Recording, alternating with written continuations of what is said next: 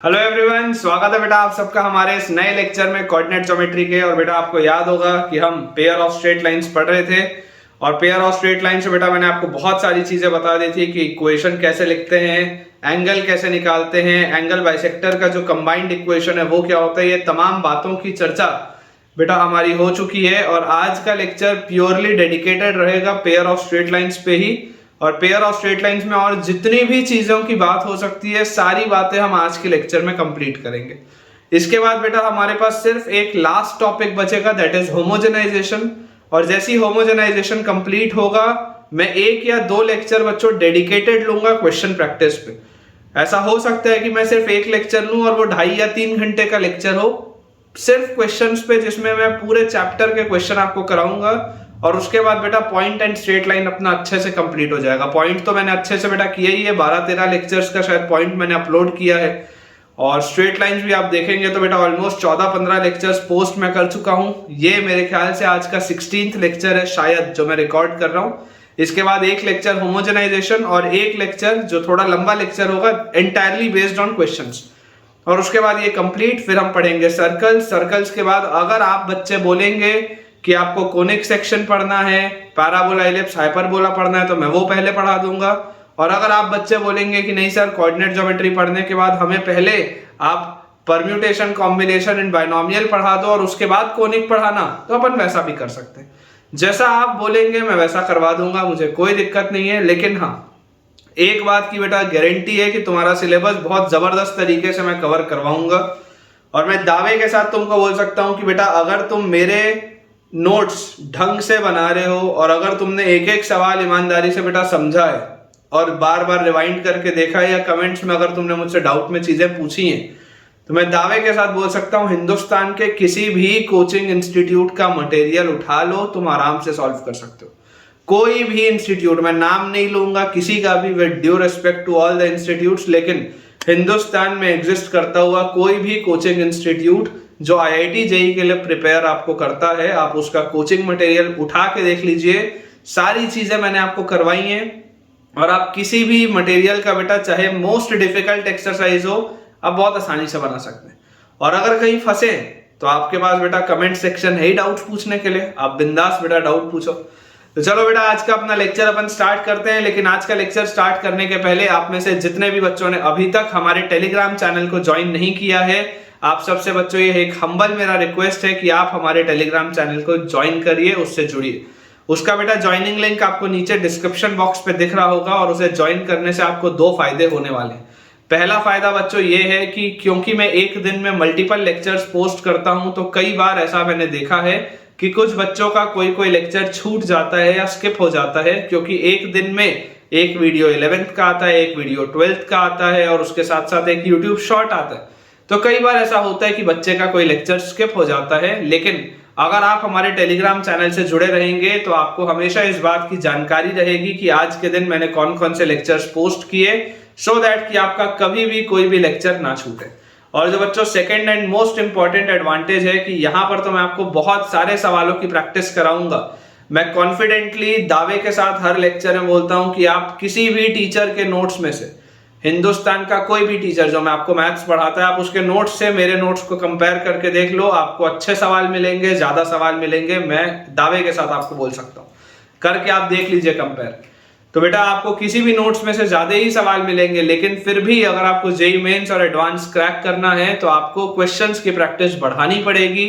और वो बढ़ेगी कैसे? आपके टेलीग्राम चैनल के थ्रू। तो जल्दी से ज्वाइन करिए और अपने प्रिपरेशन को नेक्स्ट लेवल पर लेके जाइए।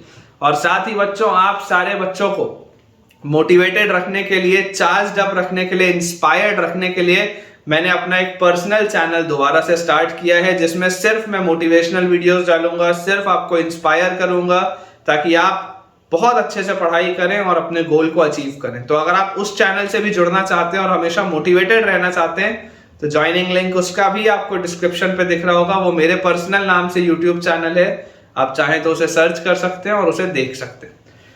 तो चलिए बेटा फालतू की बातें अपन ने बहुत सारी कर ली, ठीक है। अब अपन काम की बात करते हैं। अपन बेटा आ जाते हैं पेयर ऑफ स्ट्रेट लाइंस पे। हम पेयर ऑफ स्ट्रेट लाइंस पढ़ रहे थे और मैंने आपको एंगल बाइसेक्टर का इक्वेशन बता दिया था। जहां तक मुझे याद है मैंने आपको बताया था कि अभी तक हमने ओरिजिन से पास होती हुई लाइंस की बेटा बातें की थी कि अगर आपके पास ओरिजिन से पास होती हुई लाइंस होती हैं, अगर ये y इक्वल टू m1x होता है, अगर ये y इक्वल टू m2x होता है, तो आपके पास अगर ax square plus 2hxy plus by square ये एक होमोजेनस 2 डिग्री इक्वेशन है, होमोजेनस इक्वेशन ऑफ 2 डिग्री है, तो this represents pair of straight lines passing from the origin. तो इसको आप लिख सकते हैं b into y minus m1x into y minus m2x। ठीक है, इस तरीके से आप लिख सकते हैं। यहां से हमने देखा था कि m1 m2 की वैल्यू हमारे पास आती थी a by b और m1 प्लस m2 की वैल्यू हमारे पास आ जाती थी माइनस 2h by b। ये हमने बच्चों देख लिया था। फिर मैंने आपको बता दिया था कि अगर आप चाहते हैं लाइंस कोइंसिडेंट हो जाएं, तो कोइंसिडेंट लाइंस कब होती हैं? लाइंस कोइंसिडेंट होती हैं जब h स्क्वायर की वैल्यू ab के बराबर हो जाती है। ठीक है, जब h स्क्वायर की वैल्यू ab के बराबर हो जाती है तो लाइंस आपकी आ जाती है कोइंसिडेंट। उसके बाद बेटा अगर आपको मान लो बोल दिया जाए कि दो एंगल्स के बीच में, जैसे आपको पता है ये थीटा की वैल्यू 0 डिग्री होती है, थीटा की वैल्यू जब 0 डिग्री होती है तो ये वाला प्रोसेस हो जाता है। अब अगर थीटा की वैल्यू 90 डिग्री होगी, थीटा की वैल्यू अगर 90 डिग्री होगी तो m1 m2 की वैल्यू -1 होगी, मतलब a प्लस b की वैल्यू हमारे पास आ जाएगी 0। ये बात की भी हमको जानकारी होनी चाहिए। ठीक है, और अगर बेटा आपके पास बोल दिया जाए कि m1 प्लस m2 की वैल्यू 0 है, या अगर आपको बोल दिया जाए कि h की वैल्यू 0 है, या कोफिशिएंट ऑफ xy अगर आपको 0 बोल दिया जाए, तो इसका मतलब होता है कि lines are equally inclined with the coordinate axis या x एक्सिस। यहां पर बेटा मैं आपको एक थोड़ा सा चीज समझाना चाहूंगा। आपने इक्वल इंक्लिनेशन सिंपल एक स्ट्रेट लाइन के लिए पढ़ा था कि अगर बेटा केवल अगर एक स्ट्रेट लाइन हो, केवल अगर एक स्ट्रेट लाइन हो, तो इक्वल इंक्लिनेशन का मतलब क्या होता है कि एंगल ये अगर 135 होगा तो ये 45 और ये 45 हो, मतलब स्लोप की वैल्यू -1, या ये 45 होगा तो ये 45 हो, तो स्लोप की वैल्यू +1। इक्वल इंक्लिनेशन के केस में मैंने आपको बताया था कि m की वैल्यू +1 या -1 होती है, लेकिन ये बेटा सिर्फ एक लाइन के लिए होता है। जब सिर्फ एक लाइन दिया हो तब m की वैल्यू +1 या -1 होती है। हमको बच्चों ये बात समझने की जरूरत है कि अगर आपसे पेयर ऑफ स्ट्रेट लाइंस की बात हो रही, और पेयर ऑफ स्ट्रेट लाइंस में अगर बेटा आपको बोला जा रहा है कि इक्वल इंक्लिनेशन है, तो पेयर ऑफ स्ट्रेट लाइंस का इक्वल इंक्लिनेशन का मतलब क्या होता है कि if this is your line having slope m1, this is the line having slope m2, तो बेटा अगर ये एंगल थीटा है तो ये एंगल भी थीटा होगा, अगर ये एंगल 90 माइनस थीटा है तो ये एंगल भी 90 माइनस थीटा होगा।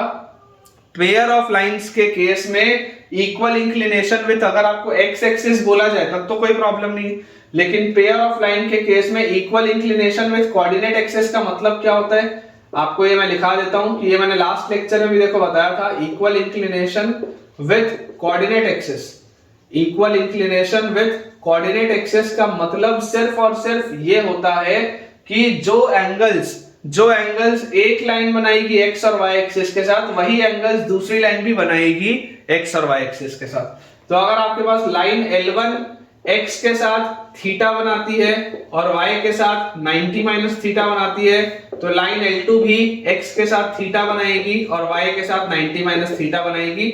इसका सिर्फ ये मतलब है।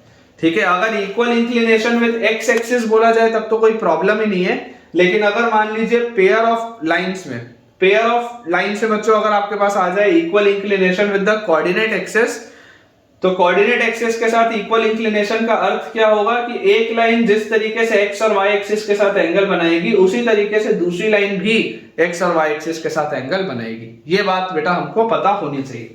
ठीक है, तो ये बेटा वो तमाम चीजें हैं जिस पर चर्चा हमने अपने लास्ट लेक्चर पे की है। चलिए आज का बच्चों अपना लेक्चर आगे बढ़ाते हैं।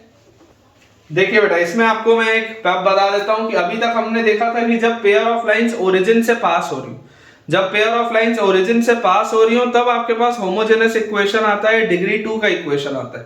लेकिन जरूरी नहीं है कि हर बार डिग्री 2 का इक्वेशन जो होगा वो ओरिजिन को सेटिस्फाई करे ही करे। जैसे कि बेटा अपना टॉपिक है जनरल इक्वेशन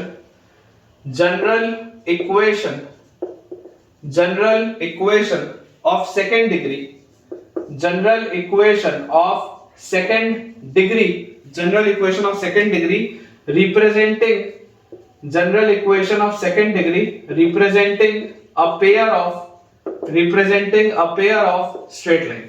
टॉपिक है general equation of second degree representing a pair of straight line. मतलब अगर मान लो मेरे पास एक जनरल इक्वेशन लिखा हो ax square plus 2hxy plus by square plus 2gx plus 2fy plus c equal to 0।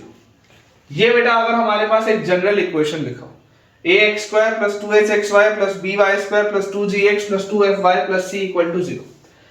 अब इसमें बेटा आपको एक मैं बहुत इंपॉर्टेंट चीज बताने वाला हूं और मैं दावे के साथ बोल सकता हूं कि ये चीज कोई नहीं बताता। किसी से भी पूछ लो, किसी भी टीचर से पूछ लो, कोई नहीं बताता, क्योंकि ये बहुत बहुत ज्यादा टेक्निकल है। मतलब रेयरली बेटा हजारों में कोई एक ऐसा टीचर होता है जिसको ये चीज की जानकारी होती है। तो आप बहुत तसल्ली से इस बात को सुनिएगा जो मैं बोलने वाला हूं। ये जो आपके पास बेटा चीज लिखी हुई है, ये एक सेकेंड डिग्री कर्व है। ये बात आप मानते हैं? सेकेंड डिग्री कर्व है, बिल्कुल सही बात है। क्या ये कर्व होमोजेनस है क्या? तो ये कर्व होमोजेनस नहीं है। होमोजेनस का मतलब क्या होता है? होमोजेनस का मतलब होता है बच्चों, होमोजेनस का मतलब होता है कि हर टर्म में पावर 2 हो, हर टर्म का पावर 2।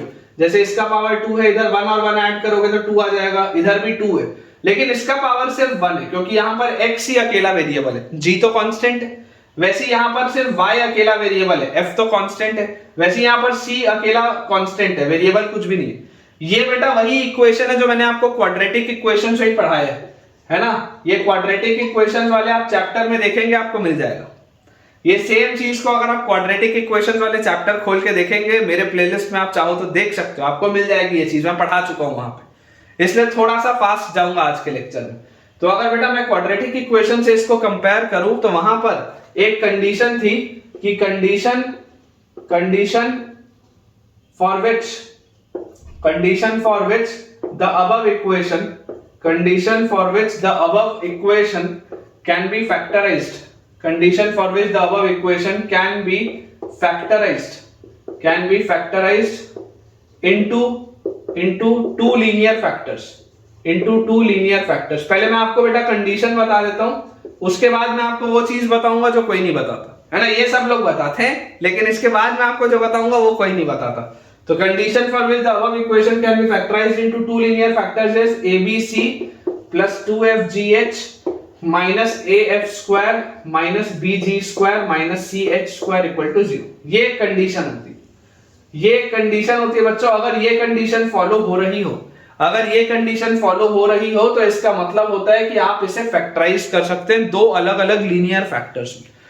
अगर बच्चों ये वाली कंडीशन सेटिस्फाई हो रही होती है, इसका मतलब होता है कि आप इसको फैक्टराइज कर सकते हैं दो अलग अलग लीनियर फैक्टर्स में। ये इसका मतलब है, ठीक है। इसको अगर आपको डिटर्मिनेंट फॉर्म में लिखना हो तो आप इसको बेटा डिटर्मिनेंट फॉर्म में भी लिख सकते हैं, और determinant of A B C H G F H G F is equal to 0, ठीक है ना।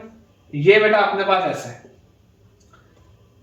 ये अपने पास बेटा डिटर्मिनेंट फॉर्म में दिया हुआ है कि A B C, ये आपके पास ऐसे रोज में आ जाएगा, इसमें डायगोनल में आ जाएगा, और उसके बाद H G F और यहां पर भी H G एंड F। तो ये बच्चों 0 के बराबर होता है। ये आपके पास दो कंडीशन है बेसिकली। अगर आप इसको एक्सपैंड करेंगे तो यही आ जाएगा, देख लो, a टाइम्स BC माइनस आपके पास आ जाएगा F square, BC minus F square, फिर माइनस H टाइम्स HC या CH माइनस GF, तो CH माइनस GF, ठीक है, और प्लस G इंटू हमारे पास आ जाएगा FH माइनस BG, ठीक है। आप इसको ओपन अप कर लेंगे तो देख लीजिए ABC minus AF square minus CH square और प्लस आपके पास आ जाएगा HGF, ठीक है, और उसके बाद यहां से भी आ जाएगा प्लस HGF और minus BG square equal to 0। ये सेम रिलेशन है बेटा, ये सेम रिलेशन है जो ऊपर लिखा हुआ है, ABC plus 2FGH minus AF square minus BG square minus CH square, same relation. तो आप चाहे ये लिखें चाहे ये लिखें, इसमें कोई दिक्कत नहीं। इंपॉर्टेंट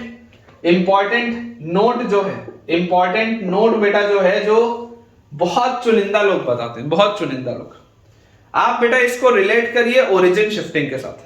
आपने जब बेटा ओरिजिन शिफ्टिंग पढ़ी थी, ओरिजिन शिफ्टिंग में आपको बेटा मैंने आपको सवाल कराए थे जिसमें कि आपको 1 डिग्री वाले जो टर्म्स होते हैं वो हटाने थे। ओरिजिन शिफ्टिंग में आपको बोल रहा हूं कि मैंने आपको सवाल कराए थे कि आप ओरिजिन कहां शिफ्ट करें कि ये जो 1 डिग्री वाले टर्म्स हैं ये गायब हो जाए, ऐसे वाले मैंने आपको सवाल कराए, ठीक है। आप चाहेंगे तो देख लीजिएगा कि ओरिजिन शिफ्टिंग में 1 डिग्री वाले टर्म्स कि इसको मैं कहां पर मूव करूं ताकि ये सवाल मेरा थोड़ा सा सिंप्लीफाई हो जाए। आप बेटा इस बात को समझिए कि अभी आपको क्या ये इक्वेशन ओरिजिन से पास होती हुई दिख रही है क्या? This does not pass through origin. ये जो बेटा मैं आपको अभी पॉइंट समझा रहा हूं ये कोई नहीं बताता, कोई भी नहीं बताता। और अगर आपको लगेगा ना कि आपको किसी ने ये बताया है पहले, तो आप मुझे कमेंट में शेयर करना। मुझे अच्छा लगेगा ये जान के कि और कौन है जो आपको ये बता रहा है। और अगर आपने ये पहली बार सुना है और मुझसे सुना है तो फिर बताना बहुत जरूरी है, ठीक है। This does not pass through origin, ये बात तो तुमको दिखाई देती है कि ये बच्चों जो चीज है ये ओरिजिन से पास नहीं होती। अब जो बात बेटा आपको कोई नहीं बताता वो ये है कि आप समझिए इस बात को कि देखिए जब मेरे पास इस तरीके से कार्टेशियन प्लेन था, जब मेरे पास इस तरीके से कार्टेशियन प्लेन था, तो जब मेरे पास ये पेयर ऑफ स्ट्रेट लाइंस आती थी तब इस पेयर ऑफ स्ट्रेट लाइंस का इक्वेशन होता था ax² plus 2hxy plus by² equal to 0। तब इसका ये इक्वेशन होता था, ठीक है। और ये मैं बोलता था ओरिजिन से पास होता हूं। तो जब ये लाइंस का मीटिंग पॉइंट ओरिजिन होता था, जब इन लाइंस का मीटिंग पॉइंट ओरिजिन होता था बच्चों, तब आप ये बात बेटा बोलते थे कि अगर लाइंस का मीटिंग पॉइंट ओरिजिन है तब मुझे यहां पर दिखाई देता था कि ये एक होमोजेनस इक्वेशन बनता था। जब लाइंस का मीटिंग पॉइंट ओरिजिन होता था तब ये होमोजेनस इक्वेशन बनता था। लेकिन अब जो मैं बोलने वाला हूं बहुत ध्यान से सुनना आप। अगर इमेजिन करो इस पूरी चीज को मैं उठा के कहीं और शिफ्ट करूं, मतलब मैं आपको बोलूं कि मेरा कार्टेशियन प्लेन अभी भी ऐसा ही है, लेकिन ये अब मेरी लाइंस हो गई। मैंने क्या किया, मैं इस पूरे सेटअप को उठाया, लाइंस को ऐसे उठाया और ऐसे यहां पर चिपका दिया, ऐसे। ये मैंने यहां से ऐसे उठाया और इधर एक जहां चिपका दिया इसको। और मान लो अगर मैंने यहां पर लिख लिया तो अब ये लाइन ओरिजिन से तो पास नहीं हो रही। तो अभी जो पहले मुझे होमोजेनस इक्वेशन दिख रहा था, अब मुझे इक्वेशन कैसा दिखेगा? नॉर्मल से इक्वेशन दिखेगा। अब इस इक्वेशन में कोई खास बात नहीं। इस इक्वेशन में खास बात थी क्योंकि ये पॉइंट ऑफ इंटरसेक्शन ओरिजिन था, तो ओरिजिन से पास होता था। 0,0 इसको सेटिस्फाई करता था। लेकिन क्या 0,0 इसको सेटिस्फाई कर रहा है? क्या नहीं कर रहा। क्यों नहीं कर रहा? क्योंकि इसका पॉइंट ऑफ इंटरसेक्शन ओरिजिन पे आता ही नहीं। तो अगर इसका पॉइंट ऑफ इंटरसेक्शन ओरिजिन पे आता ही नहीं तो इसको 0,0 सेटिस्फाई करता ही नहीं। तो इंपॉर्टेंट बात क्या है? इंपॉर्टेंट बात बेटा ये है कि आप इस बात को समझिए, हमने ओरिजिन शिफ्टिंग में मैंने आपको नोट डाल के एक चीज लिखाई कि जब भी आप ओरिजिन को शिफ्ट करते हैं कभी भी दो पॉइंट्स के बीच का डिस्टेंस नहीं बदलता। दो पॉइंट्स के बीच का डिस्टेंस हमेशा सेम होता है। कभी भी एनक्लोज जो आपका फिगर होता है उसका एरिया नहीं बदलता, बहुत ऑब्वियस सी बात है। कभी भी बेटा लाइन का स्लोप नहीं बदलता। ये मैंने आपको उसमें एक पॉइंट लिखाया ओरिजिन शिफ्टिंग में, देखिएगा 2-3 लेक्चर पहले ही होगा। मैंने आपको लिखाया है कि कभी भी स्लोप नहीं बदलता जब भी आप ओरिजिन शिफ्ट करते हैं। तो बेटा अगर स्लोप नहीं बदलता तो सोचो क्या दो लाइंस के बीच का एंगल जीवन में कभी बदलेगा क्या? दो लाइंस के बीच का एंगल कभी नहीं बदलेगा। दो लाइंस के बीच का एंगल कभी भी नहीं बदलेगा। तो बेटा ये अगर एंगल है इन दो लाइंस के बीच में, ये अगर एंगल है इन दो लाइंस के बीच में, अगर ये एंगल थीटा है, अगर ये एंगल थीटा है, तो अगर बेटा आपने ओरिजिन शिफ्ट कर भी दिया, अगर आपने ओरिजिन शिफ्ट कर भी दिया तो ये दोनों लाइंस के बीच का एंगल तो नहीं बदलेगा। ये बात तो श्योर है। अब इसमें इंपॉर्टेंट चीज क्या है? इसमें इंपॉर्टेंट चीज बच्चों ये है कि आप समझिए, आपने ओरिजिन शिफ्ट करने की वजह से, आपके ओरिजिन शिफ्ट करने की वजह से एक्स्ट्रा क्या यहां पर आया, ये चीज आपको एक्स्ट्रा मिली।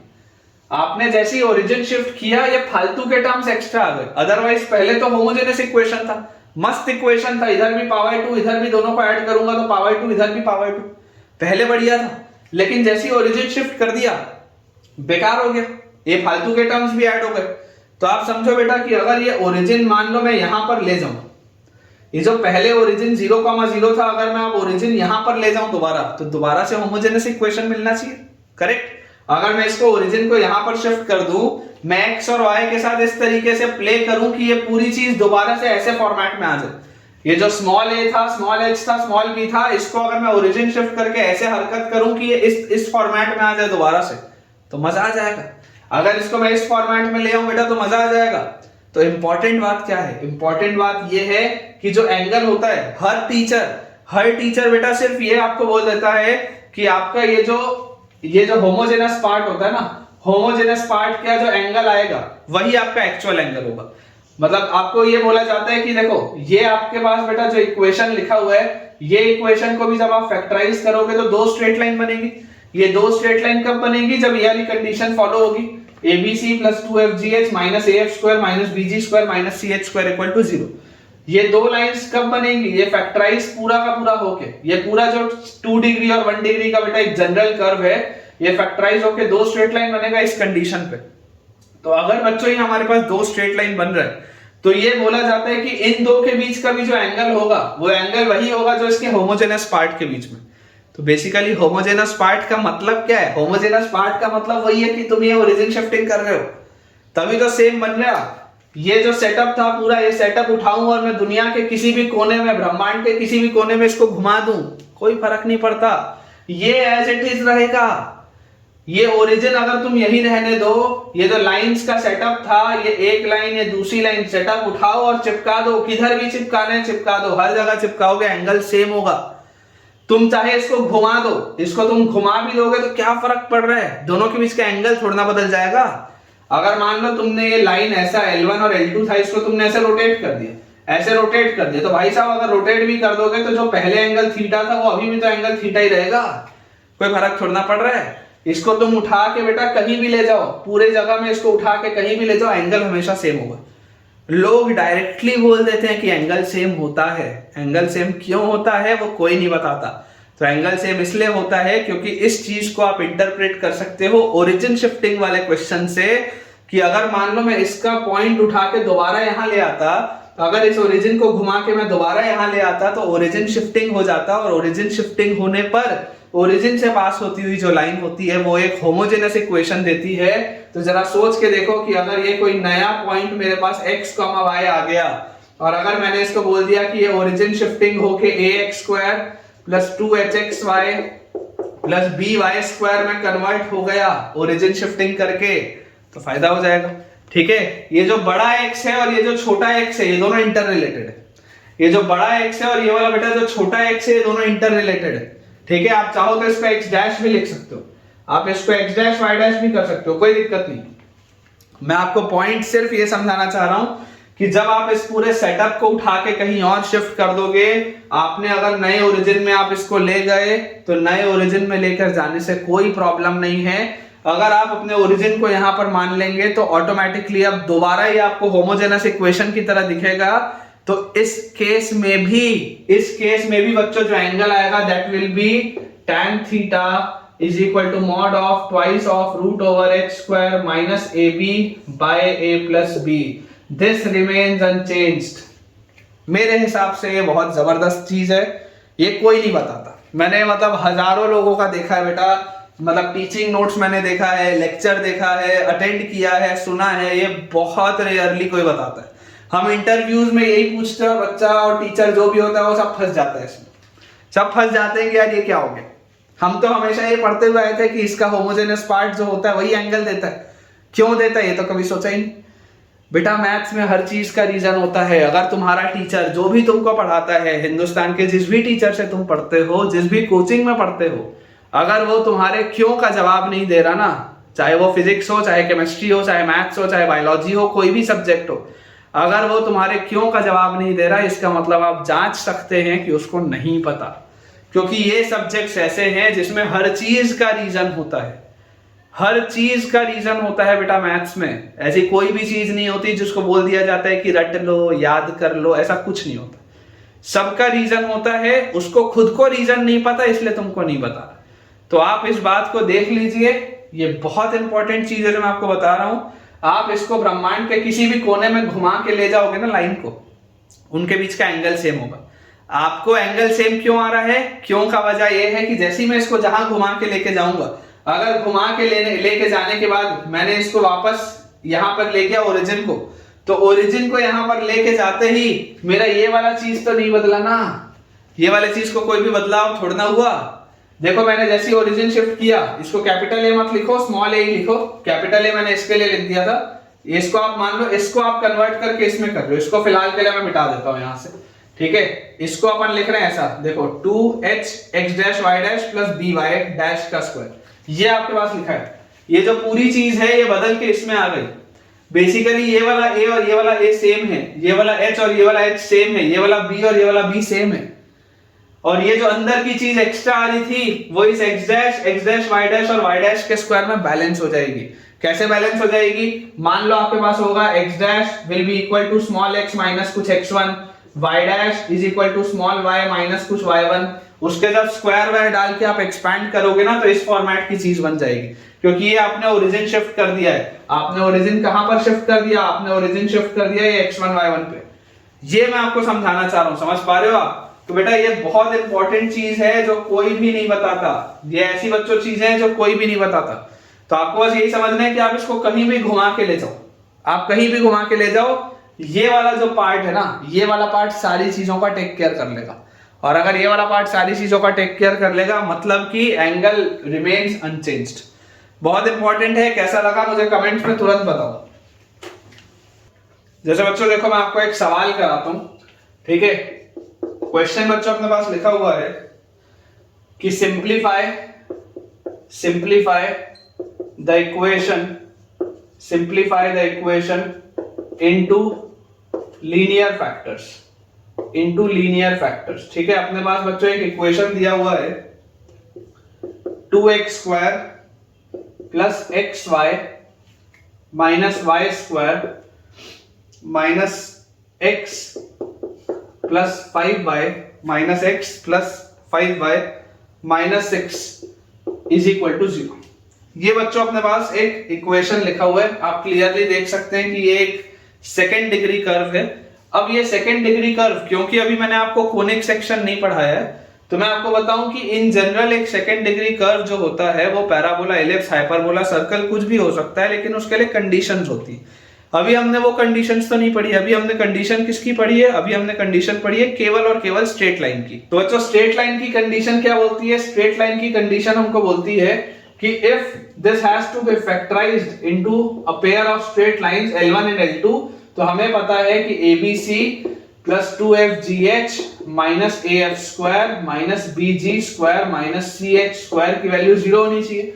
यहां पर आप देख सकते हैं कि A की वैल्यू है 2, ax square plus by square, b की वैल्यू है -1, 2hxy, h की वैल्यू आएगी हाफ, फिर प्लस 2gx, तो g की वैल्यू हमारे पास आ जाएगी -हाफ, ठीक है? 2gx प्लस 2fy, तो f की वैल्यू आ जाएगी हमारे पास 5/2, ठीक है? 2fy प्लस c की वैल्यू आ जाएगी -6। ये हमारे पास वैल्यूज। आंख बंद करके सीधा मत फैक्टराइज कर दो, पहले देखो कि पूछ क्या रहा है, तो यहां से बेटा देखो अपने पास क्या आ गया, यहां से अपने पास आ जाता है कंडीशन क्या है। अगर मैं कंडीशन में देखूं तो ABC मतलब 2 इंटू B मतलब कितना है? B की वैल्यू अपने पास है -1 इंटू C की वैल्यू है -6 प्लस 2FGH, तो 2 into F is 5/2 into G is -half into H is half minus AF square, तो -2 इंटू F का स्क्वायर मतलब 25/4, फिर माइनस BG स्क्वायर, तो -1 इंटू G का square is 1/4 minus CH square, तो -C इंटू -6 इंटू H का square मतलब 1/4। ये पूरा 0 आ रहा है या नहीं आ रहा अपने को ये देखना है।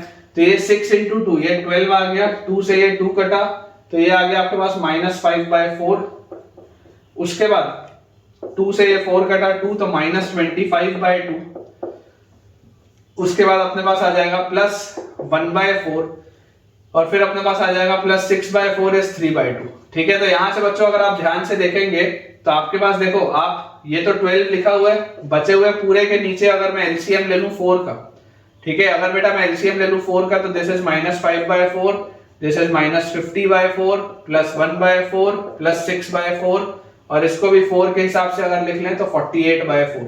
तो यार ये मेरे पास कितना आ गया 48 और 1 49 और 6 55/4 और -55/4। बिल्कुल सही बात है, 0 आ रहा है। मतलब कि आप बोल सकते हैं कि ये फैक्टराइज हो सकता है दो लीनियर फैक्टर में, ठीक है? मैं अभी आपको डायरेक्टली चाहता तो सॉल्व कर सकता था, लेकिन पहले मैं आपको फील दे रहा हूं कि अगर सवाल का ये वाला हिस्सा ना लिखा हो और अगर आपको ये देखना हो कि ये पेयर ऑफ स्ट्रेट लाइंस को रिप्रेजेंट करता भी है या नहीं, तो ये पेयर ऑफ स्ट्रेट लाइंस को कब रिप्रेजेंट करेगा? जब ये सिचुएशन फॉलो हो रही हो और आपने देख लिया कि ये सिचुएशन फॉलो हो रही, मतलब आप श्योरिटी से बोल सकते हैं कि स्ट्रेट लाइंस तो है, ठीक है? स्ट्रेट लाइंस तो है।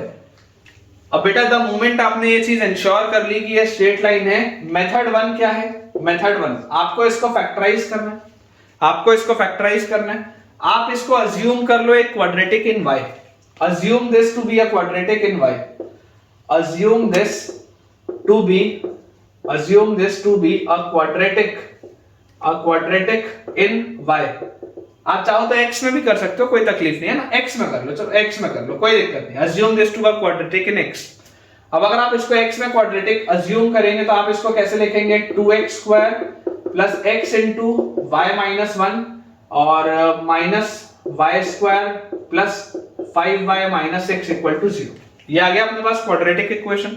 क्वाड्रेटिक के रूट्स क्या होते हैं, x is equal to minus B, मतलब minus y minus 1 minus B plus minus root over B square, इसका स्क्वायर आप करेंगे मतलब y square minus 2y plus 1 B square minus 4ac, तो minus 4 into a is 2 into c की value हमारे पास आ जाती है minus y square plus 5y minus 6। c की वैल्यू हमारे पास क्या आ जाती है, minus y square plus 5y minus 6 by 2a, तो बाय 2 इंटू 2 मतलब बाय 4, ये हमारे पास आ जाता है।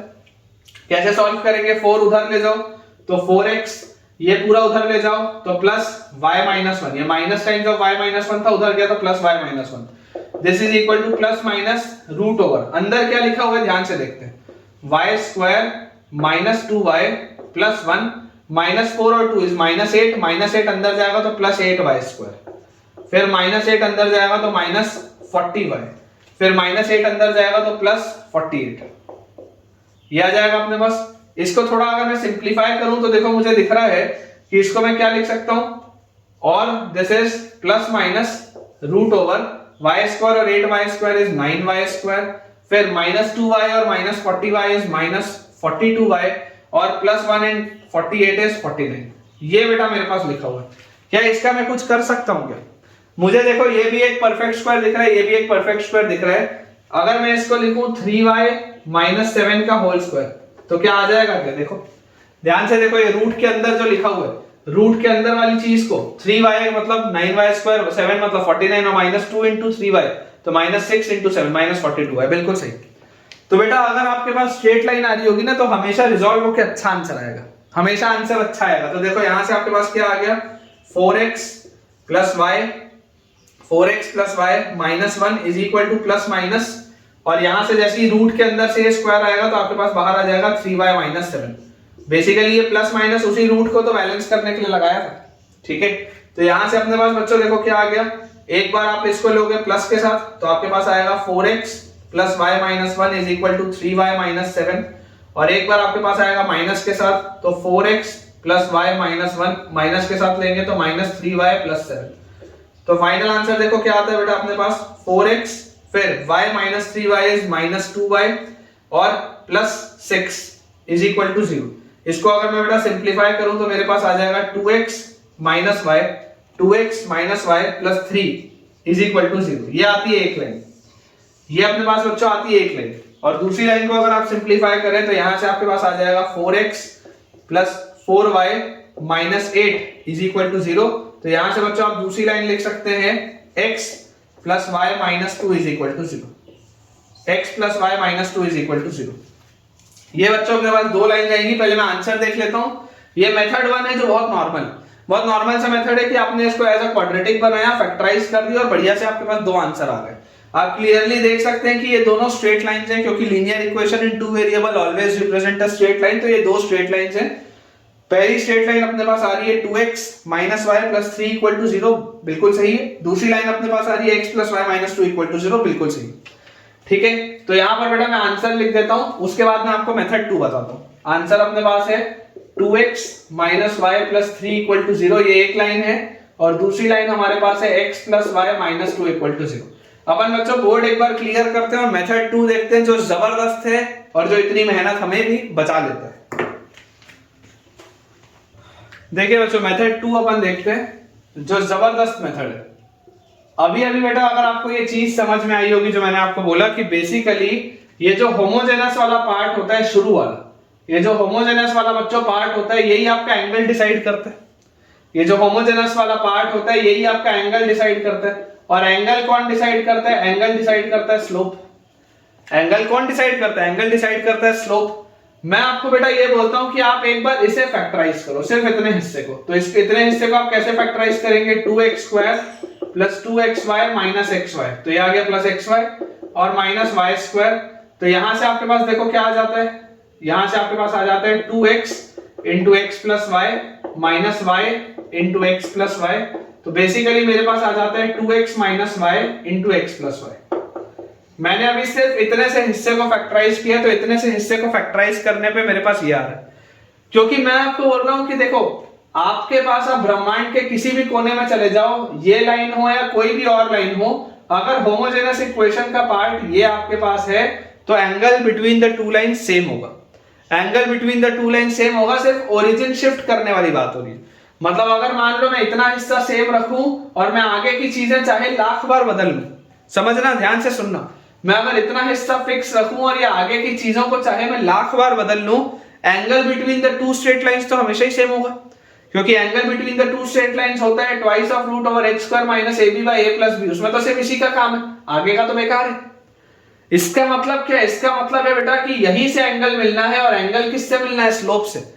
तो जो इंपॉर्टेंट बात है वो क्या है कि यार आपकी जो लाइन एक होगी, पहली लाइन या दूसरी लाइन जो भी, एक लाइन आपकी होगी इस फॉर्मेट की और दूसरी लाइन आपकी होगी इस फॉर्मेट की। ये इंपॉर्टेंट है समझना। देखिए 2x माइनस वाई वाला हिस्सा और x प्लस वाई वाला हिस्सा वही तो आ रहा है। क्योंकि ये जो स्लोप है, स्लोप तो इतने से आता है ना, स्लोप कांस्टेंट टर्म से थोड़ा ना आता है, स्लोप तो x और y से आता है। स्लोप निकलता है x और y से, स्लोप निकलता है x और y से, स्लोप को कांस्टेंट टर्म से कोई लेना देना नहीं है। वैसे ही बेटा मैं आपको यहां बोल रहा हूं कि अगर एंगल इतना हिस्सा डिसाइड करता है तो इतने हिस्से का एंगल मिलेगा, और एंगल किससे मिलता है? स्लोप से।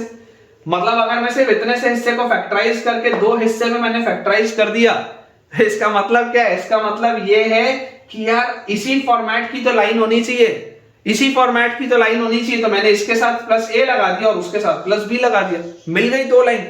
अब मुझे सिर्फ कंपेयर करना है, अब मुझे सिर्फ कंपेयर करना है।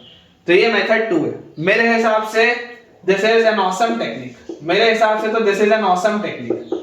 अगर आपको ये टेक्निक आती थी, अच्छे से पता थी, तो मुझे कमेंट में बताइए, और अगर ये भी नहीं आता था तो वीडियो पॉज करके अभी बताओ, ताकि मैं इस तरीके की चीजें आपके लिए और लेकर आऊं।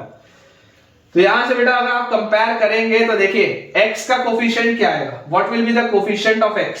अगर हम कोफिशिएंट ऑफ x की बात करें तो कोफिशिएंट ऑफ x हमारे पास आएगा, जब ये 2x इस b से मल्टीप्लाई होगा तो आपके पास आएगा 2b, और जब ये वाला x इस a से मल्टीप्लाई होगा तो प्लस a। x का कोफिशिएंट तो यही आएगा, और यहां पर x का कोफिशिएंट है -1, तो इसकी वैल्यू -1 के बराबर होनी चाहिए। सिमिलरली y का कोफिशिएंट क्या आएगा? कोफिशिएंट ऑफ y, तो कोफिशिएंट ऑफ y बच्चों आपके पास आएगा, देखिए जब ये माइनस y वाला टर्म b से मल्टीप्लाई होगा तो -b, और जब ये प्लस y वाला टर्म a से मल्टीप्लाई होगा तो प्लस a, और इधर y का कोफिशिएंट आपको मिल रहा है 5।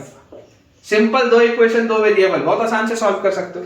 क्या करना है? दोनों को सब्ट्रैक्ट कर दो, दोनों को बेटा आप सब्ट्रैक्ट कर दो। a से a कटेगा, 2b में -b सब्ट्रैक्ट आप करोगे तो आ जाएगा 3b, 3b की वैल्यू यहां सब्ट्रैक्ट करोगे तो आ जाएगा -6, तो दिस इंप्लाइज b की वैल्यू आ जाएगी -2, और जैसे ही बच्चों b की वैल्यू -2 आई, यहां रख दो, -2 * 2 -4 उधर जाएगा तो +4, 4 - 1 is 3, a की वैल्यू आएगी 3, a की वैल्यू 3, b की वैल्यू -2, a की वैल्यू 3, और b की वैल्यू हमारे पास आ जाती है यहां से बेटा -2।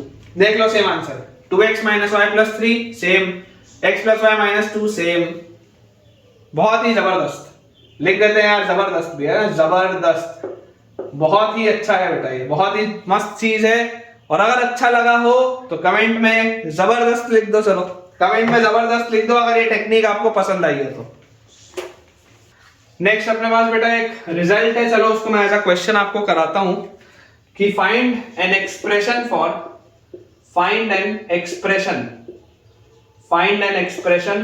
For the product of, as a result बेटा मैं आपको, मतलब मेरे पास ये एज अ रिजल्ट दिया हुआ है, लेकिन उतना इंपॉर्टेंट रिजल्ट नहीं है, पता नहीं, मतलब मुझे तो बहुत कॉम्प्लिकेटेड सा रिजल्ट लगा, उतना इंपॉर्टेंट नहीं लगा, तो मैं आपको बेटा इसको लिखा देता हूं as a question. Find an expression for the product of perpendiculars,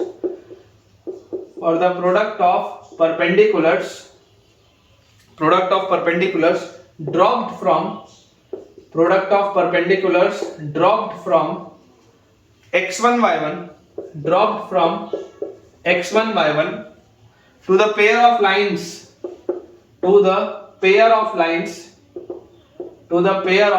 lines represented by the equation to the pair of lines represented by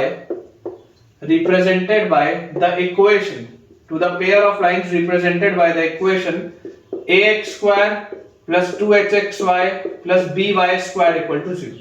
हमें बेटा देखो क्या करना है, हमें ये करना है कि अगर आपके पास पेयर ऑफ स्ट्रेट लाइन इस तरीके से दी हुई है और आपके पास बेटा अगर कोई पॉइंट है P which is x1 y1, तो इस पॉइंट P से यहां पर जो परपेंडिकुलर आप ड्रॉप करेंगे और यहां पर जो आप परपेंडिकुलर ड्रॉप करेंगे, if this is line L1 this is line L2, ये परपेंडिकुलर P1 ये परपेंडिकुलर P2, तो आपको बच्चों P1 into P2 की वैल्यू हमको बतानी है। तो बच्चों देखो P1 की वैल्यू क्या होती है, हम सबको एक बात की जानकारी है बेटा कि P1 की वैल्यू अगर मान लो मैं इस लाइन को बोल दूं y is equal to m1x L1 को, और L2 को बेटा आप लिख लो y इक्वल टू m2x, ठीक है। और ये जो आपके पास आएगा this will B b into y minus m1x and y minus m2x, ठीक है।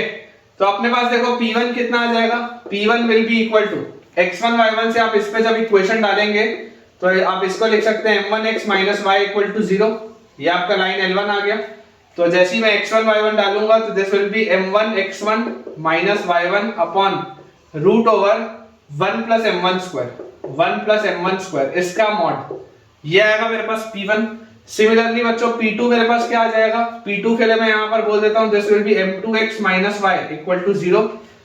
तो ये अपने पास बेटा लाइन L2 आई, तो लाइन L2 के लिए जैसे मैं यहां पर डालूंगा तो this will be m2x2 minus y2 upon root over 1 plus m2 का स्क्वायर का मॉड, ये आ जाएगा P2। तो P1 इंटू P2 बच्चों जैसे हम करेंगे P1 इंटू P2, तो P1 into P2 will be in दोनों का प्रोडक्ट, इन दोनों का प्रोडक्ट मतलब mod of m1x1 minus y1 into m2x2 minus y2 upon नीचे क्या लिखा हुआ है, रूट के अंदर अगर मैं देख लूं तो 1 plus m1 square into 1 plus m2 square, root के अंदर ये मॉड, ये अपने पास है। अब यार यहां से आप देखो ये क्या लिखा हुआ है m1x1 minus y1 m2x2 minus y2, यहां पर देखो अगर मैं यहां पर बच्चों आपको बोल देता हूं कि इसमें आप x1 y1 पुट कर दो, तो x1 y1 पुट कर दिए आपके पास क्या आ जाएगा ax1 square plus 2h x1 y1 plus b y1 square, और पूरे को b से आप डिवाइड कर दो बाय b, क्या इसकी वैल्यू आ जाएगी कि आपके पास y1 minus m1 x1 multiplied by y2 minus m2 x2, क्या इसकी वैल्यू ये आ जाएगी क्या मेरे पास, सोच के देखो ये आ जाएगी इसकी वैल्यू। और जैसे बेटा ये इसकी वैल्यू आ गई, बेसिकली दोनों को अगर मैं -1 से मल्टीप्लाई कर दूंगा तो यही चीज लिखी हुई m1x1 minus y1 m2x2 minus y2, तो सेम ही है, ये दोनों सेम है, ये दोनों बेटा सेम चीज है, इसमें से भी माइनस लो बाहर, इसमें से भी माइनस बाहर लो, माइनस माइनस सेट हो जाएगा और बची हुई चीज यही आएगी। तो ये अपने पास आ जाता है दिस इज मॉड ऑफ, क्या लिखा हुआ है न्यूमरेटर में तो आ गया ax1 square plus 2h x1 y1 plus b y1 square upon ये वाला b इधर आ गया, और रूट के अंदर इन दोनों को अगर बेटा मैं मल्टीप्लाई कर दूं, रूट के अंदर बच्चों अगर मैं इन दोनों को मल्टीप्लाई कर दूं तो मेरे पास आ जाएगा 1 plus m1 square plus m2 square plus m1 m2 का स्क्वायर, ये आ जाएगा 1 plus m1 square plus m2 square plus m1 square m2 square, ये चीज आ जाएगी बेटा अपने पास। क्लियरली बच्चों आप एक बात जानते हैं कि यार m1 प्लस m2 क्या है, m1 प्लस m2 है माइनस 2h बाय b, और m1 m2 क्या है, m1 m2 है a बाय b, ये बात हम जानते हैं। तो यार यहां से मुझे दिखाई देता है कि m1 m2 अगर a बाय b है तो ये m1 स्क्वायर m2 स्क्वायर को अपन क्या लिख सकते हैं, इसको अपन लिख सकते हैं a square by b square, इसमें तो कोई टेंशन ही नहीं है, a square by b square. और m1 square plus m2 square को आप क्या लिखोगे, देखो आप ध्यान से m1 square plus m2 square, this will be m1 plus m2 का होल स्क्वायर माइनस 4 m1, नहीं m1 प्लस m2 का whole square minus 2 m1 m2, इसको आप ऐसे लिखोगे, देख लो m1 square plus m2 square plus 2 m1 m2 minus 2 m1 m2 cut जाएगा। तो ये अपने पास लिखा हुआ है m1 प्लस m2 का होल स्क्वायर मतलब 4h square by b square और माइनस 2 m1 m2, तो minus 2a by b, minus 2a by b, ये आप बेटा इसको ऐसे लिख सकते हैं, ठीक है। तो इसको भी अपन थोड़ा सा यहाँ पर मिटा लेते हैं क्योंकि अपने पास बेटा स्पेस का थोड़ा सा कंस्ट्रेंट है, और अगर आप चाहो तो एलसीएम भी ले सकते हो, तो बाय b और यहाँ भी b, तो आपके पास ये आ जाएगा 4h square minus 2ab, 4h square minus 2ab by b square, ठीक है। देखो उधर वाले के भी नीचे b स्क्वायर था, a square by b square, यहाँ भी b स्क्वायर आ गया, तो यार ये वाले 1 को भी ना, ये वाले 1 को भी आप लिख लो b square by b square, ऐसा लिख लो। अब देखो ये वाला b स्क्वायर, ये वाला b स्क्वायर, ये वाला b स्क्वायर, तीनों b स्क्वायर बाहर निकलेगा तो b बन के निकलेगा और ये वाला b कट जाएगा।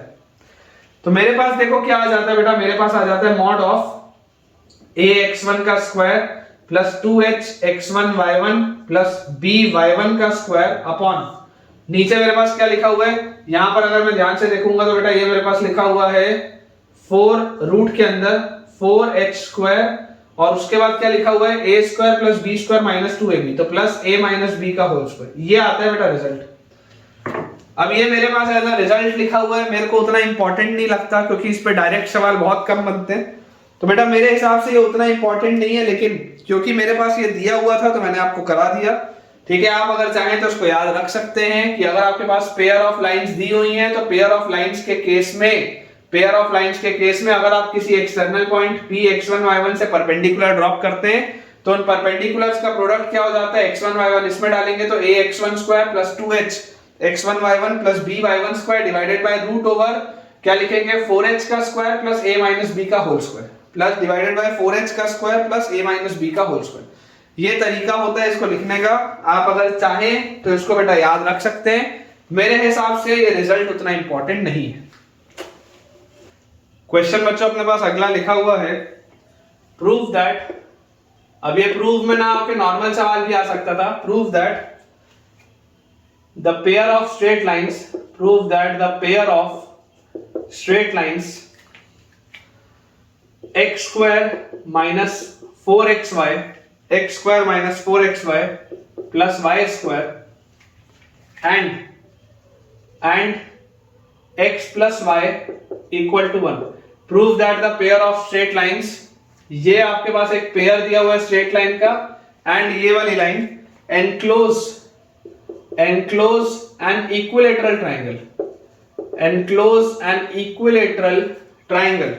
ये बच्चों मिलके आपको बताना है कि ये मिलके इक्विलेटरल ट्राइंगल बनाते हैं। Also find its area, also find its area, also find its area, ये अपने पास सवाल है। ठीक है, अब देखिए आप अगर बेटा ध्यान से देखेंगे, सबसे पहले आपको ये प्रूव करना है कि इक्विलेटरल ट्राइंगल बनाते हैं। ये नॉर्मल भी सवाल हो सकता था कि find the area enclose between these 3 lines, यहां से 2 लाइन और यहां से 1 लाइन, डायरेक्ट सवाल भी हो सकता था। तो आप इसको सॉल्व करते तो इक्विलेटरल ट्राइंगल आता और फिर इक्विलेटरल ट्राइंगल के लिए आप √3/4 इनटू साइड स्क्वायर करते। तो नॉर्मल ये न्यूमेरिक रिस्पांस में भी आ सकता है। ठीक है, जरूरी नहीं है प्रूव का ही है, न्यूमेरिक रिस्पांस में भी आ सकता है। मैं करवा रहा हूं ना इक्विलेटरल ट्राइंगल, पेपर में तो सीधा एरिया निकालना बोलेगा। तो अप्रोच क्या होगा, अप्रोच बहुत सिंपल सा है कि आपको दिख रहा है x square minus 4xy plus y square is equal to 0, आपको ये दिख रहा है। अब आपको एक बात की जानकारी है कि यार अगर ये एक पेयर ऑफ स्ट्रेट लाइन है और होमोजेनस इक्वेशन है, तो होमोजेनस इक्वेशन का मतलब क्या है कि this must pass through origin, मतलब कि अगर मैं ये स्ट्रेट लाइन इस तरीके से बनाऊं तो यार ये ऐसे ओरिजिन से पास होती है, ये इस तरीके से ओरिजिन से पास होती है। आपको क्लियरली दिख रहा है कि 0,0 इसको सेटिस्फाई कर रहा है। अच्छा, इन दोनों के बीच में जो एंगल आएगा थीटा, इन दोनों के बीच में जो एक्यूट एंगल आएगा थीटा, कायदे से वो एक्यूट एंगल थीटा कितना आना चाहिए, 60 डिग्री आना चाहिए। अगर आप चाहते हैं कि इक्विलेटरल ट्राइंगल बने तो भाई साहब दोनों के बीच का एंगल 60 डिग्री होना चाहिए। करके देखो, जैसे आप एंगल निकालोगे तो आपके पास क्या आ जाएगा, tan theta will B equal to mod of twice of root over h square, h की वैल्यू है -2 तो 4 minus ab, h square minus ab upon a plus b is 2, ये आपके पास आता है। तो देख लो ये 2 से ये 2 गया, 4 माइनस 1 इज 3 तो √3। अब अगर tan थीटा की वैल्यू हमारे पास √3 आ रही है तो थीटा की वैल्यू आ जाएगी 60 डिग्री। मैं तो पहले ही बोल दिया था, मैंने आपको पहले ही बोल दिया था कि यार ये तो 60 डिग्री आएगा, कोई बात ही नहीं है इसमें, सोचने की कोई बात ही नहीं। तो चलो ये बात तो चलो अपने पास क्लियर हो गई कि 60 डिग्री आता है। अब इसके बाद बेटा आप देखिए ध्यान से, अब एक तरीका होता है कि कोई बच्चा फैक्टराइज करके L1 और L2 भी निकाल सकता है। अगर आपकी बहुत इच्छा हो तो आप इसमें x में क्वाड्रेटिक मानो या y में क्वाड्रेटिक मानो, फैक्टराइज करके आप तो इक्वेशन भी लिख लो, कोई दिक्कत नहीं। जहां तक मुझे याद है, मैं बिना सॉल्व किए आपको बता दे रहा हूं क्योंकि मैंने पहले किया हुआ है ये सवाल, तो मुझे जहां तक याद है कि ये वाले एंगल का इसका इंक्लिनेशन आएगा 15 डिग्री और ये वाला पूरा आएगा 75 डिग्री। इसलिए 75 में से आप 15 हटाओगे तो 60 डिग्री का एंगल आएगा, जहां तक मुझे याद है।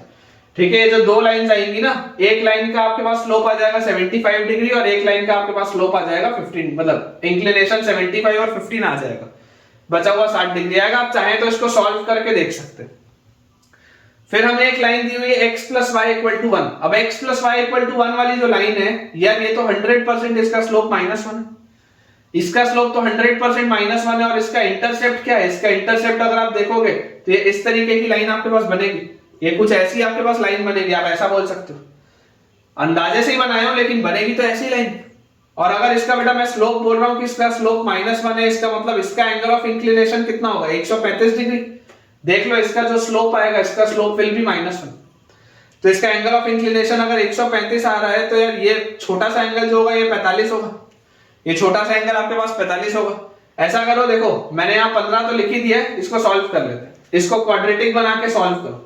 जैसे आप क्वाड्रेटिक बना के सॉल्व करोगे, इसको अगर मैंने x में क्वाड्रेटिक बोला तो x विल बी इक्वल टू -b plus minus root over b square. b square मतलब 16y square minus 4ac, ac मतलब y स्क्वायर, ठीक है, अपॉन 2a, ये आ जाएगा। तो 2x minus 4y is equal to plus minus, और 16 minus 4 is root 12 y square में से y बाहर, ऐसा आ जाएगा अपने पास। और अंडर रूट ऑफ 12 को भी आप क्या लिख सकते हैं? 4 into 3 मतलब 2√3, इसको आप बेटा लिख सकते हैं 2√3। तो यहां से बेटा आपके पास आ जाएगा x minus 2y is equal to, ये 2 का फैक्टर मैंने काट दिया तो √3y, या आपके पास आ जाएगा x minus 2y is equal to minus √3y। तो बेटा यहां से आप देख सकते हैं x की वैल्यू आपके पास आ जा रही है 2 प्लस √3 टाइम्स y, या हमारे पास x की वैल्यू आ जा रही है 2 माइनस √3 टाइम्स y, यह आ जा रहा है। तो यहां से देखो आपके पास क्या आ गया, y की वैल्यू आ गई 1/2 प्लस √3 इंटू x, या हमारे पास y की वैल्यू आ गई 1/2 माइनस √3 इंटू x। तो देखो यहाँ पे बेटा आप जैसे 2 माइनस √3 से ऊपर नीचे मल्टीप्लाई करोगे तो 2 minus √3 by 2 minus √3 into 2 plus √3 will be 1, यह आ जाएगा। सिर्फ मैंने रैशनलाइज किया। और यहां पर बेटा अगर आप 2 प्लस √3 से करेंगे तो 2 प्लस √3 बाय 1 इंटू x, ये अपने पास चीज आएगी। तो देखो ये आपके पास आ रहा है स्लोप, ये आपके पास आ रहा है स्लोप, जो मैंने आपको बोला था 2 प्लस √3 जो होता है, अगर स्लोप की वैल्यू 2 प्लस √3 आ रही है या 2 माइनस √3 आ रही है, तो देखो 2 माइनस √3 किस केस में आता है? 2 माइनस √3 आता है 15 डिग्री के केस में, ठीक है। याद करो √2 माइनस 1 कब होता था? √2 माइनस 1 होता था 22.5 डिग्री में। और आपके पास √2 प्लस 1 कितने में होता था? √2 प्लस 1 होता था cot 22.5। वैसे ही 15 डिग्री में होता था 2 माइनस √3, और cot 15 होता था 2 प्लस √3। तो अगर ये 2 प्लस √3 आ रहा है मतलब ये 75 डिग्री, ये वाली लाइन 75 डिग्री वाली है और एक लाइन है 15 डिग्री वाली, मैंने आपको निकाल के भी दिखा दिया। अब यहां से देखो, अगर आप बेटा ये वाली लाइन आपकी 135 डिग्री की थी, स्लोप -1 था, तो ये 135 है, तो ये 45, ये 45 है तो ये 15। अब 45 और 15 होता है 60 अगर हुआ तो ये वाला एंगल 120 डिग्री होगा, अगर ये 120 डिग्री होगा तो ये 60 डिग्री होगा, और ऑटोमेटिकली देखो एक एंगल 60, दूसरा एंगल 60, तो ये वाला एंगल भी 60 होगा। तो इक्विलेटरल ट्रायंगल तो प्रूव हो गया, मतलब इक्विलेटरल ट्रायंगल तो बहुत आसानी से ज्योमेट्री से ये प्रूव हो गया। और जैसे ये इक्विलेटरल ट्रायंगल बच्चों प्रूव हुआ, अब आपको बोला जा रहा है इसका एरिया बताओ। आपको बेटा बोला जा रहा है इसका आप एरिया बताइए। तो आप मुझे एक बात बताइए कि अगर मान लीजिए मेरे पास ये एक इक्विलेटरल ट्रायंगल है और इक्विलेटरल ट्रायंगल की ये हाइट है h, इक्विलेटरल ट्रायंगल की बच्चों ये हाइट है h, तो आप मुझे सोच के बस इसमें ये बताइए कि एरिया हम क्या बोलते हैं? अगर इसका लेंथ का साइड a है तो एरिया हम बोलते हैं इक्विलेटरल ट्रायंगल का √3/4 a स्क्वायर, और इसी को आप बोल सकते हैं half into base into height. a से एक a गया, 2 से ये 2 गया, तो h की वैल्यू हमारे पास आती है √3a/2, और जैसी h की वैल्यू हमारे पास √3a/2 आती है, तो बच्चों आप जरा थोड़ा सा ध्यान से सोच के देखिएगा, ये अगर लेंथ ऑफ साइड a है, ये बेटा मेरे पास एक वर्टेक्स है जो मुझे दिखाई देता है 0,0, बाकी दो वर्टेक्स तो देखो सॉल्व करने पड़ेंगे, समझना। बाकी ये जो दो वर्टेक्स हैं आप चाहो तो सॉल्व करके निकाल सकते हो, लेकिन जरूरत नहीं। ये आपको वर्टेक्स दिखाई देता है, मुझे क्लियरली पता है कि इससे जब मैं ये परपेंडिकुलर ड्रॉप करूंगा, बेटा जब ये मैं परपेंडिकुलर ड्रॉप करूंगा तो इसका लेंथ जो होगा h, this h will B equal to कितना? √3a/2। तो h की वैल्यू मेरे पास आएगी √3a/2, और h है कितना? Perpendicular distance of the point from a line. h की वैल्यू है perpendicular distance of the point from a line, तो h की वैल्यू आप क्या बोल सकते हो, mod of 0 plus 0 minus 1 upon under root of a square plus b square is 2।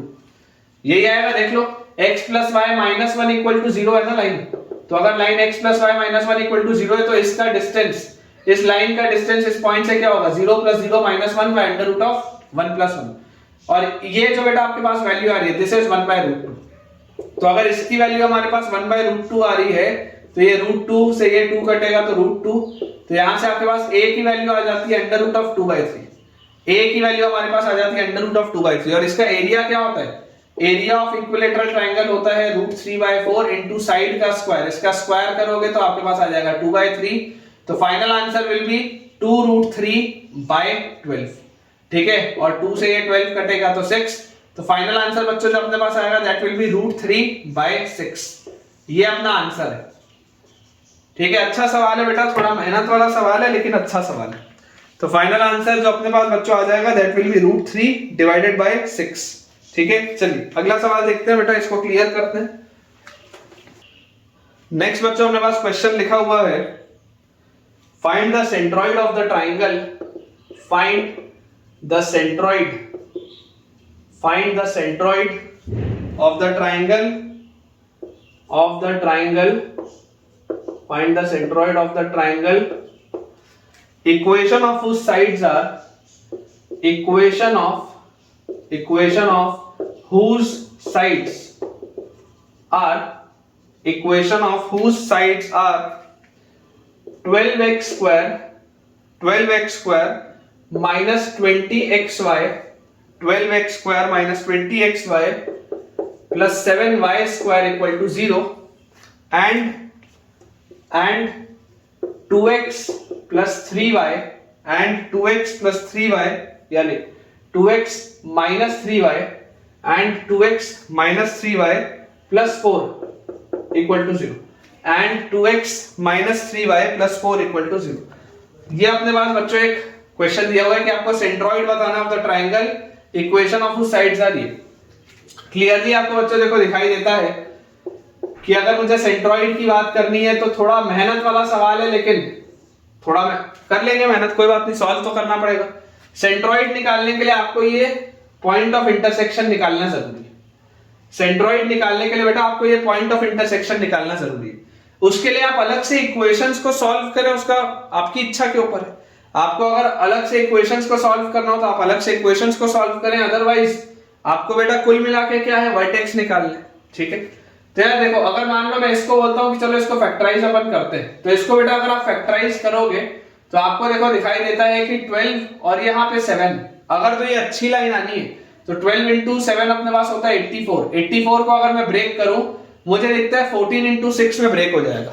मुझे बेटा दिखाई दे रहा है कि इसको स्प्लिटिंग द मिडिल टर्म से अगर मैं जाऊंगा 14 इंटू 6 में ब्रेक हो जाएगा।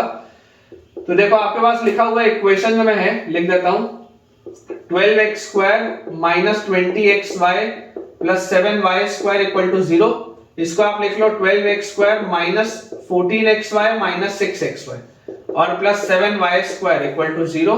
तो यहां से हमारे पास आ जाता है 2x कॉमन, तो अंदर बचेगा 6x और माइनस 7y, ठीक है। और यहां से अगर मैं माइनस y कॉमन ले लूं तो 6x minus 7y is equal to 0। तो इक्वेशन आता है बेटा 2x minus y into 6x minus 7y is equal to 0। 2x minus y into 6x minus 7y is equal to 0। वैसे भी आपको देखो ये दिखाई दे रहा था कि ये क्या है, आपका एक होमोजेनस इक्वेशन है, तो होमोजेनस इक्वेशन तो ओरिजिन से पास होता है। मैं चाहता तो डायरेक्टली भी यहाँ पर ओरिजिन लिख सकता था, लेकिन चलो ठीक है कोई बात नहीं, ठीक है। ये ओरिजिन से पास होता है तो ये तो आपको मिल गया, एक वर्टेक्स तो ओरिजिन आएगा। अब उसके बाद जब आप इस इक्वेशन को बेटा सॉल्व करेंगे इनके साथ, ठीक है, तो आपके पास एक लाइन आ गई L1, मान लो L1 आ गई 2x minus y equal to 0। Line L2 आपके पास आ गई 6x minus 7y equal to 0, ठीक है। तो इसको मान लेते हैं अपन इक्वेशन ऑफ लाइन L1, इसको मान लेते हैं L2, तो दोनों का इंटरसेक्शन मिल गया 0,0, इसको मान लेते हैं L3। L3 अपने पास बच्चों लाइन दी हुई है 2x minus 3y plus 4 equal to 0। अब अगर बेटा मैं L1 और L3 को सॉल्व करूं, L1 और L3 को, तो L1 और L3 में y की वैल्यू है 2x y की वैल्यू है 2x और L3 में लिखा हुआ है 2x minus 3y plus 4 equal to 0। तो 2x माइनस 3 इंटू y की जगह 2x plus 4 is equal to 0। तो 3 इंटू 2 6, तो 2x minus 6x is minus 4x plus 4 is equal to 0। x की वैल्यू आ जाएगी 1 और अगर x की वैल्यू 1 आएगी तो y की वैल्यू आ जाएगी 2। मतलब कि आप अगर L1 और L3 को सॉल्व करें, L1 और L3 को अगर आप सॉल्व करें तो आपके पास बेटा पॉइंट ऑफ इंटरसेक्शन आ जाता है 1,2 बहुत आसानी से। और अगर बेटा मैं L2 और L3 को सॉल्व करूं, L2 एंड L3, तो L2 में अपने पास आ जाएगा 6x is equal to 7y और L3 में अपने पास लिखा हुआ है 2x minus 3y plus 4 is equal to 0।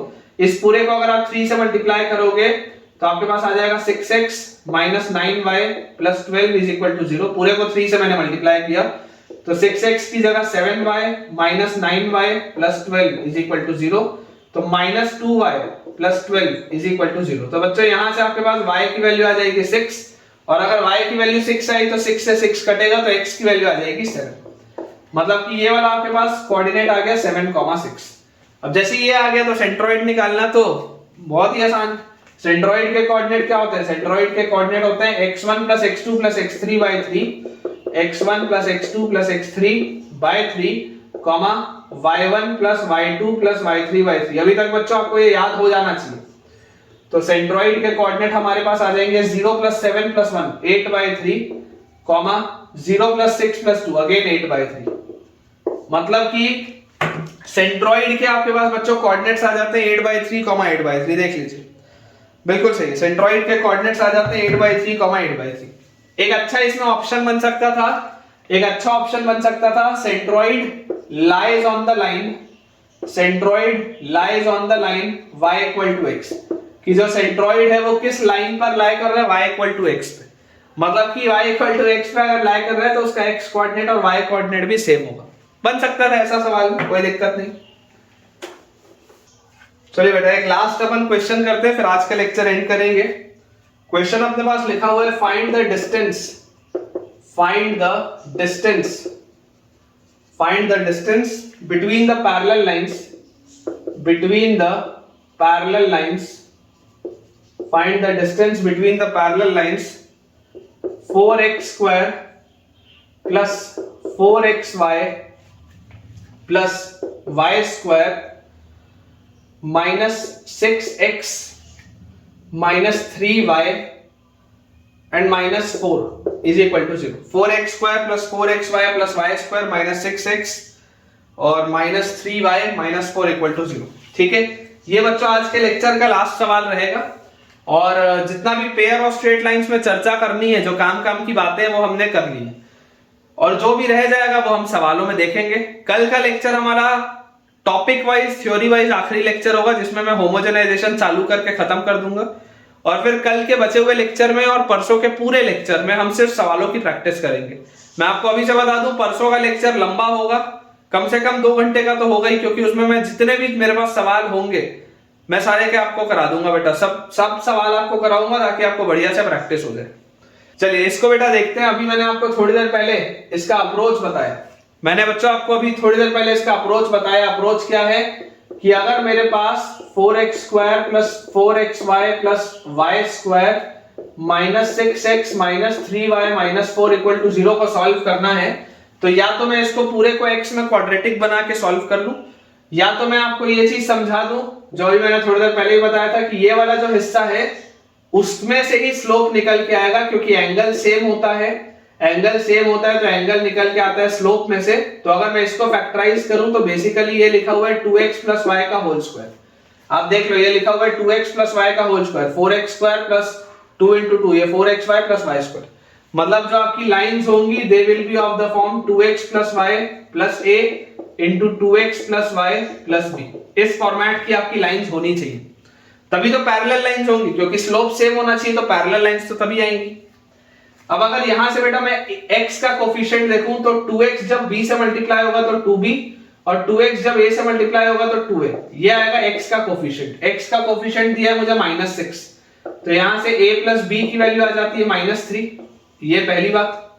फिर अगर हम बेटा बात करें y के कोफिशिएंट की तो y जब b से मल्टीप्लाई होगा तो b और y यहां पर जब a से मल्टीप्लाई होगा तो a, इसकी वैल्यू y का कोफिशिएंट है, ये अपने पास आ गया a plus B, same result आ रहा है, सेम रिजल्ट आ रहा है। और अब आप देख लो कांस्टेंट टर्म, पिछले वाले में करने की जरूरत नहीं पड़ी थी, लेकिन अगर इन दोनों से सेम रिजल्ट आ रहा है तो कांस्टेंट टर्म देख लो, कांस्टेंट टर्म है ab और यहां पर आपके पास कांस्टेंट टर्म है -4, तो ये अपने पास आ गया। अब बेटा a प्लस बी की वैल्यू -3 है, ab की वैल्यू -4 है, तो आप b को लिख लो -4/a और इसको उठा के डाल दो यहां पे, तो हमारे पास आ जाएगा -4/a plus a is equal to -3, तो दिस इंप्लाइज a स्क्वायर -3 इधर आएगा तो +3a और -4 इज इक्वल टू 0। तो बेटा ये मुझे फैक्टराइज होता हुआ दिख रहा है a -4 into a plus 4 into a -1 is equal to 0। देख लो a square plus 4a minus a, तो +3a -4 इज इक्वल टू 0, तो a की वैल्यू आ जाएगी 1 या a की वैल्यू आ जाएगी -4। ठीक है, अब अगर a की वैल्यू 1 है या a की वैल्यू -4 है, a की वैल्यू 1 है या a की वैल्यू -4 है, तो b की वैल्यू, ab की वैल्यू -4 है तो b की वैल्यू -4 आ जाएगी या b की वैल्यू हमारे पास आ जाएगी 1। बेसिकली बात वही है। तो जब आपके पास बेटा दो लाइंस आ रही है, ये दो लाइंस आपके पास आ जाएंगी 2x + y + 1 और जो दूसरी लाइन है हमारे पास आ जाएगी वो आ जाएगी 2x + y - 4। ये आपकी दो लाइंस है, दोनों लाइंस पैरेलल है, क्लियर है। तो डिस्टेंस बिटवीन पैरेलल लाइंस क्या होता है, mod ऑफ c1 - c2, तो -4 - 1 अपॉन √a² + b², तो 4 + 1, तो ये हमारे पास आ गया 5 upon √5 which comes out to be √5। देख लो बेटा √5 अपने पास आ जाएगा एंड दिस इज एक्यूरेट। तो विद दिस बच्चों हम अपने आज के लेक्चर के एंड पे पहुंच चुके हैं और मुझे उम्मीद है कि आपको आज का लेक्चर बहुत बढ़िया तरीके से समझ में आया होगा और इसके साथ पेयर ऑफ स्ट्रेट लाइंस हम बढ़िया से समाप्त करते हैं। अगर आपने आज कुछ मुझसे नया सीखा हो, जो कि मैंने बहुत कुछ आपको नया सिखाया है, जबरदस्त और औसम चीजें भी बताई है, तो मैं एक्सपेक्ट कर रहा हूं कि आज मुझे इस वीडियो के कमेंट में किसी बच्चे से तो मिलेगा कि हाँ उसको जबरदस्त लगा या औसम लगा सारा कंटेंट। अगर आपको वीडियो अच्छा लगा हो तो वीडियो को लाइक करें, चैनल को सब्सक्राइब करें और दोस्तों के साथ इस वीडियो के लिंक को शेयर करें ताकि उनकी पढ़ाई बहुत अच्छे तरीके से हो पाए। Thank you.